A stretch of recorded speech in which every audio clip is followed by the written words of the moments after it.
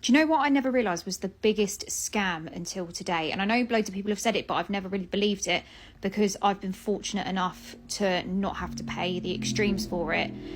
It's car insurance. So imagine Ollie's got this new job. I'm so happy for him. It's literally like what he wants to be doing. It's a good pay. The management seems amazing. It's such a good company.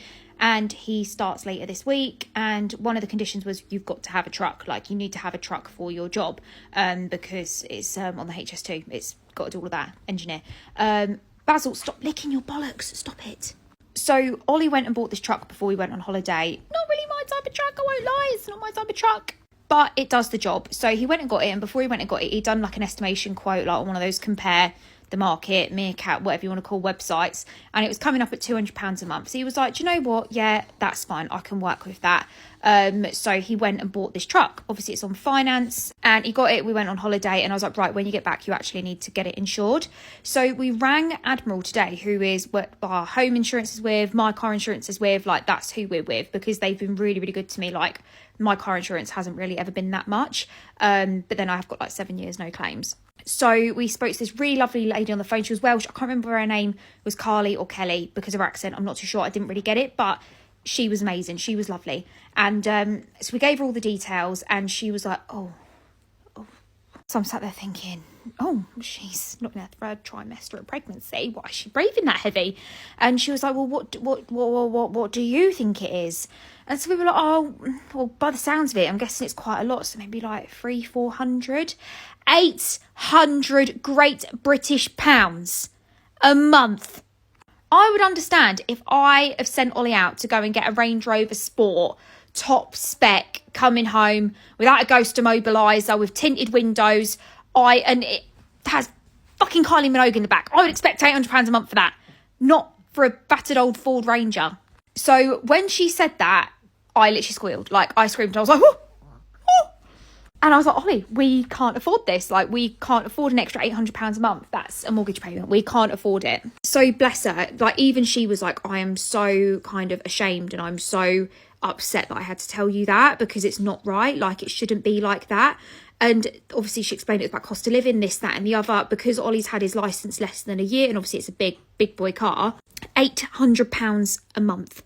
And that was with me as the lead driver. It was more than that, with him as the main driver. I had to be the main driver on his work truck. So I obviously got upstairs. I get a little bit emotional because I'm like, we can't afford £800 a month. We can't really do that. And bless her, she was so lovely. She hung up the phone and she'd sat for like an hour, missed her lunch break and was trying to find us a deal. Someone else from Admiral was on the phone trying to find us a deal, but it wasn't really coming out any cheaper. It wasn't really coming out very good. And in the end, I was like, okay, well, there's two different ways to kind of deal with this. Is it a catastrophe or is it a glitch? It's not a catastrophe. No one's dead. It's a glitch. It's a pretty shit glitch, but it's something we can maybe work out.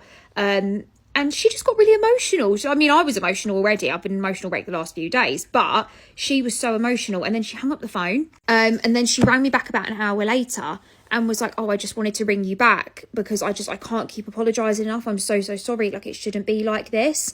And I just wanted to say, like, how inspirational it was to talk to someone who was so positive. Like, I'd probably get shouted at, or like someone would be like crying down the phone, like, you've been really positive about it. And I really do wish you the best of luck. And like, she was so lovely. But the fact of the matter is, £800 a month. That wasn't even for both cars. That was just for the truck.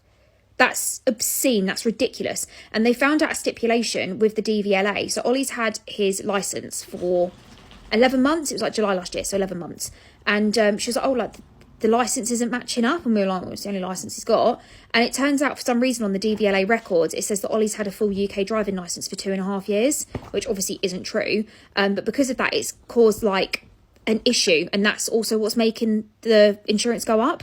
So it's not even our fault that the insurance is high, it's the DVLA's. But they're going to try and get that rectified. But obviously Ollie needs to use his truck for when he starts his job. If Ollie ain't got a truck, he ain't got a job. So if anyone's got an advice on what to do in this situation, please do let me know, because we are not getting any cheap quotes because of this DVLA fuck up. So on a lighter note, if anyone wants to see what Basil looked like after he had his knackers chopped off, this is him. Oh, look at you. Oh, sweetheart.